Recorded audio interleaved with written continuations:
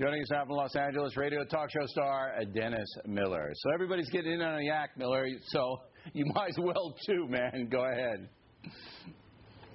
Well, listen, I like the interview. I'm wondering if we can start breaking these Miller Time things up into 4 parts, because I'm watching these ratings on a daily basis, and you are like, it's like Conan the Barbarian. The best thing is to meet your enemy on the field of battle, crush him beneath your feet, and hear the lamentations of his woman. I mean, 6.5 million viewers last night between the 2 reruns. Yeah. You're kicking butt and taking names, my friend. Well, Good you know, for look, you. I think people really were hungry to get an interview that wasn't, you know, at NBC their lips must be chapped. You know what I'm talking about, Miller?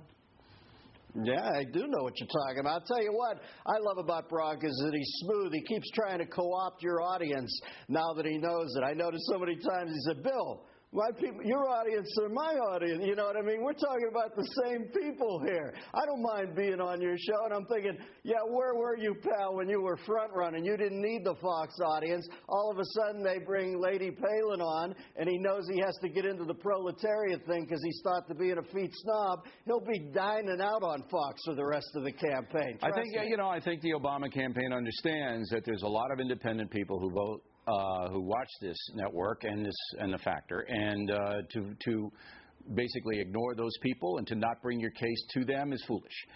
Particularly when you go into venues that are speaking to the choir, you're already going. You know, if you watch NBC News, you're voting for Barack Obama. Period. Okay?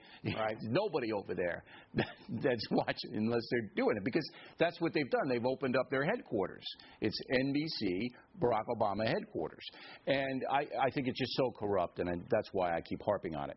Now, the pig lipstick situation, I'm glad you didn't come on with you had a monkey on one show you had. I thought you might bring a pig in tonight. You didn't. I'm happy about that. No lipstick on you. But isn't this absurd? Isn't this just ridiculous?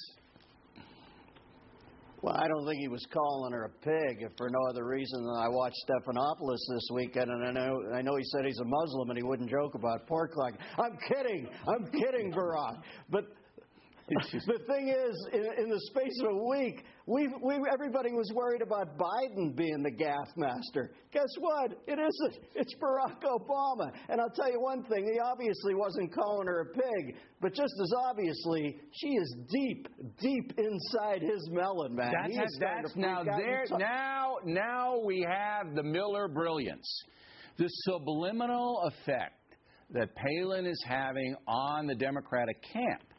Not only Barack Obama and Joe Biden, but the whole Democratic Party, as Morris pointed out earlier, has gotten into the fabric. And, you know, if there is something rattling around down there, up there, then it comes out. But it's not a conscious thing. It wasn't a demeaning thing. It's just, you're absolutely right. She's, you know, got inside the wire, and they don't know how to get her out of there. Yeah, and she's starting to affect his speech patterns. He has taken a pause on everything now. It's some sort of, you know, he's really mulling everything over too much.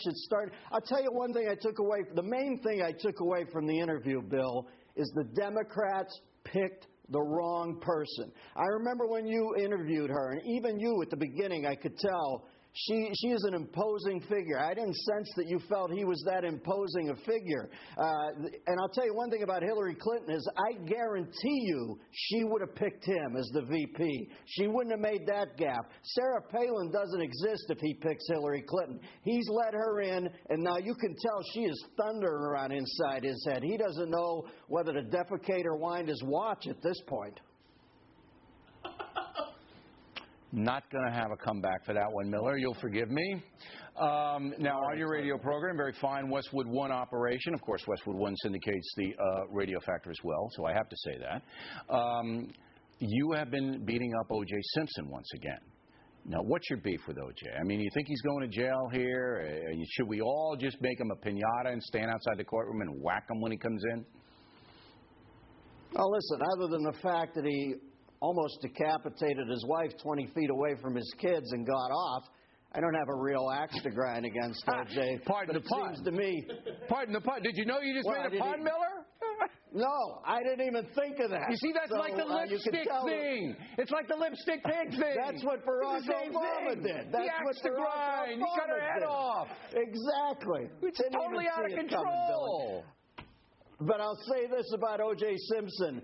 If we have a chance to nab him because he braced some punk over bobblehead money, I hope he goes in there, and I hope he has to recreate that Heisman pose with his over-amorous cellmates for the rest of his existence. I'm glad you don't have an axe to grind, Miller. I'd hate to see if you did.